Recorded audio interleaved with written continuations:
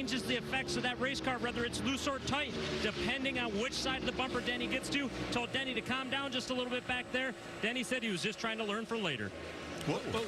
Oh, no! Big crash on the back straightaway takes out William Byron, Kyle Busch, and Harrison Burton. Oh, crap. Somebody was upside down. He's flanked off that right-hand side.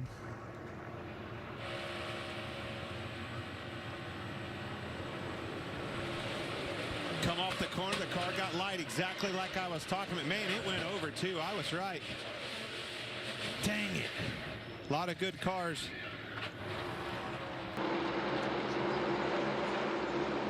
Oh, Suarez. Briscoe got into the back of Suarez, and he gets pounded. Dang it. Oh, Buescher's upside down. I think he hooked a drain.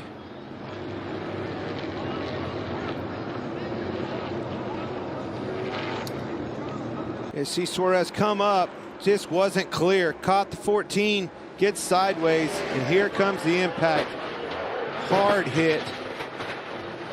You see him spinning.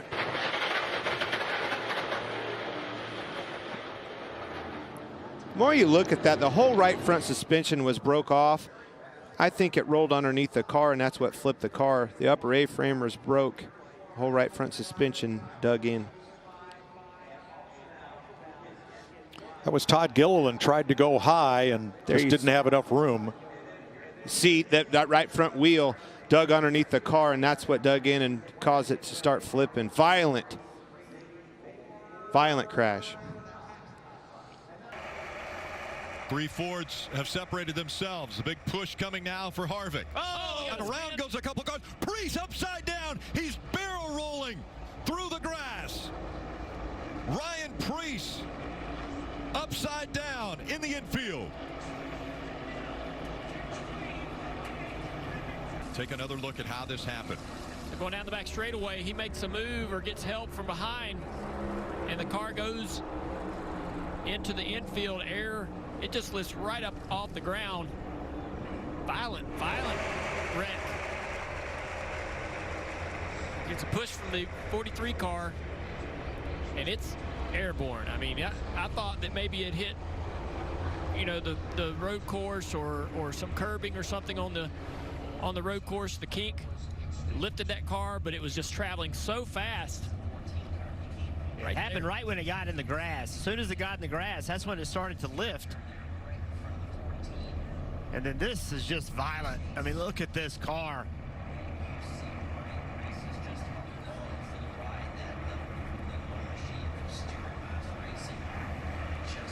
That is just amazing that something that weighs over 3,500 pounds get in the air like that. It looks like a toy car flying through the air. But as you mentioned, Jeff, 3,500 pounds.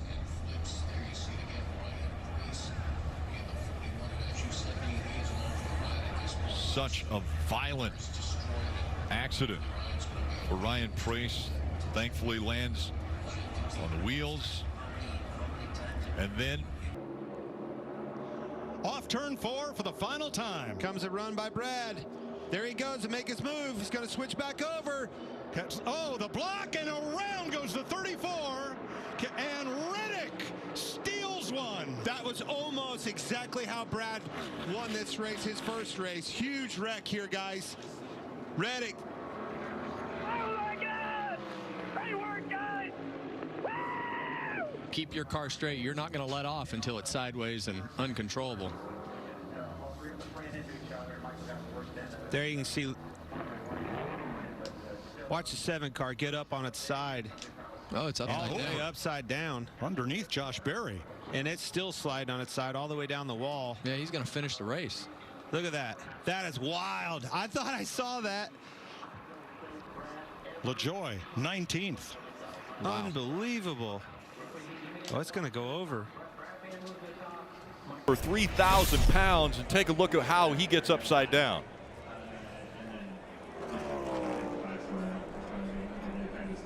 Going by Noah. A little bit of contact on the with the right front fender. Car turned sideways and just flipped in the air. That is, quite honestly, that's just not acceptable. There's no way that a car, when it turns like that, should get up in the air that easily. There has been millions of dollars and hours of time spent to prevent that from happening. That's going to catch everybody by surprise. And you see right there, slide, that gives you a great view of the whole underbody we talk about, the underwing, everything that people talk about for damage. And then here it catches the grass and a couple pretty violent tumbles. I mean, you said it, Rick, 3,000 pounds. It looks like a Matchbox car just tumbling through the grass. Let's watch it again, Jeff. This he is has earlier. a big run. This was earlier. So this was, they were racing, this was the lap before. And, you know, obviously drivers upset at each other. But, you know, right here, I just feel like, yeah, he's just turning, right? And I can't tell from this shot if Noah comes down or not, but either way, this car to get in the air like that is shocking. And Steve, you've shown us over and over when those flaps open up, that's supposed to help keep these cars on the ground. We saw the flaps open up there, but that thing immediately got upside down.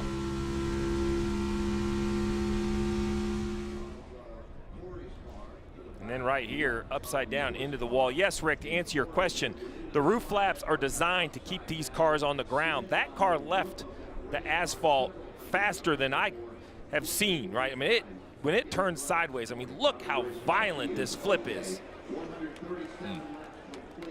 Wow. Who's going to try to make it 3 wide?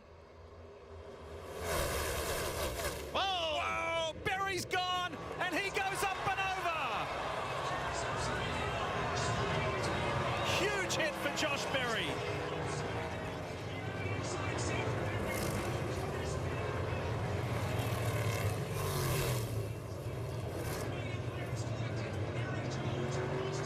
Watch this car, how quickly, when it gets spun, contact, the 2 is getting pushed, and as soon as that car was pushing him, got turned around and went. This is what scared me, because Josh is hanging on his belts. He's not in his seat, he's hanging on his belt and has that frontal impact. Everything that went right for the 34 to set his car back on the wheels didn't go right for Josh Berry, and I'm with you, Jeff. The flip is the first concern, but then the hit into the wall when gravity is pulling you out of the seat is just different.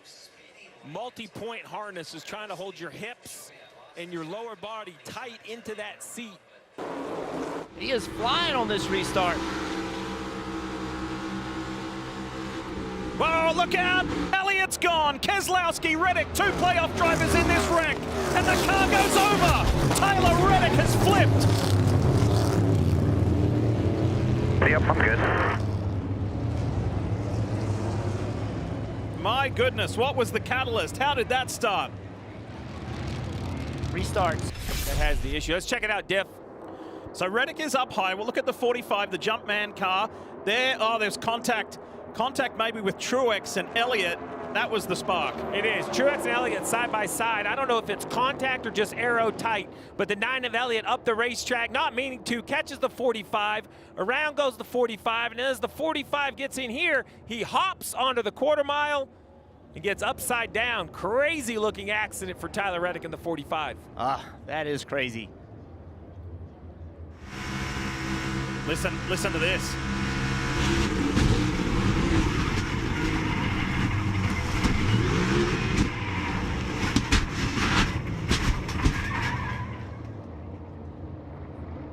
Yeah, contact, it just looks like to me, Truex is up the racetrack. Then the 45 goes over that. Yeah, the quarter mile track. Yeah, the quarter mile track, and when he hits that, it just rolls it. And then he drove it back to the pit stall. The left front upright, I believe, is broken on the 45, so he's done, which you would imagine after a wreck like this. You see Brad Keselowski in it. I think I would want if I was a teammate, you know, with being door to door with my teammate Hamlin and Bell for this front. He gets fell into the wall. Off of the front bumper, Custer, and up in the air goes Ryan Preece, and for the second time in his career, he is flipping at Daytona. Good grief. Off the front bumper, we were talking about a lap before. Custer got to his bumper. That thing went side to side, and he couldn't hold on to it. It was one too many. Able to just try to hang on to it. And watch this thing off the bumper at Cole Custer. It just continues to get worse and worse as they come down through this straightaway. Starts there, starts dancing around across the front bumper. Some more here, gets crossed up. Rest is history. There it goes. Now watch the 60 car, Preece. Bam! Yeah, you saw the... Gets up on the... That's wild. I've never seen a car do that. That shows how fast they go. And they pile up behind him. This is from Eric Jones.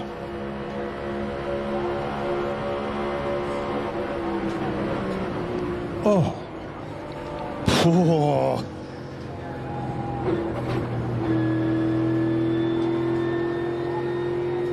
Contact. Caution is out.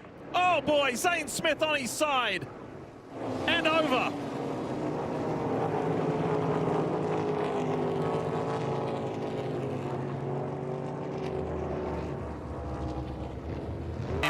And here's how it went down.